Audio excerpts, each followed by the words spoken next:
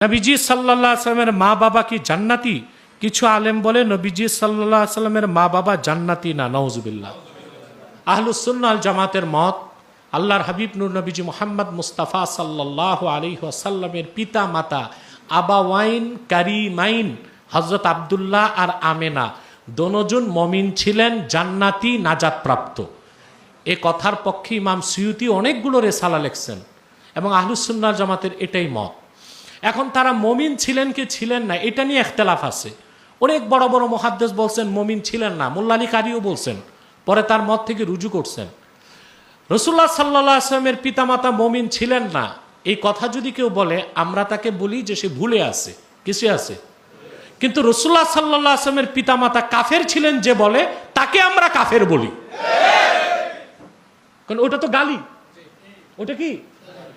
আমার বাবা মাকে কেউ যদি কাফের বলে আমি কষ্ট পাবো না? কথা বলে না। তো রাসূলুল্লাহ সাল্লাল্লাহু আলাইহি ওয়াসাল্লামের পিতা মাতাকে যে কাফের বলবে সে নিজে কাফের হবে। কারণ ইন্নাল্লাযীনা ইউযুনাল্লাহ ওয়া রাসূলাহ, এই আয়াত থেকে মুফাসসির ও মুহাদ্দিসগণ প্রমাণ করেছেন আল্লাহকে কষ্ট দেওয়াও কুফর, রাসূলুল্লাহকে কষ্ট দেওয়াও কুফর। তো রাসূলুল্লাহ সাল্লাল্লাহু আলাইহি ওয়াসাল্লামের পিতা মাতা তো ইসলামের আগমনের আগেই বিদায় নিছেন, তো ওনাদের দোষ ছিল কি? হ্যাঁ, ওনারা বেসাতের জমানা পান নাই, সেজন্য বড়জোর এটা বলা যাবে যে ঈমান আনতে পারেন নাই, মুমিন ছিলেন না।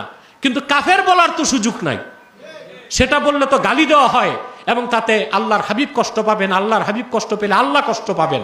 আর সেই ধরনের নরাধমকে আমরা বেঈমান এবং জিন্দিক মনে করি যে রাসূলুল্লাহ সাল্লাল্লাহু আলাইহি সাল্লামের পিতামাতাকে কাফের বলবে।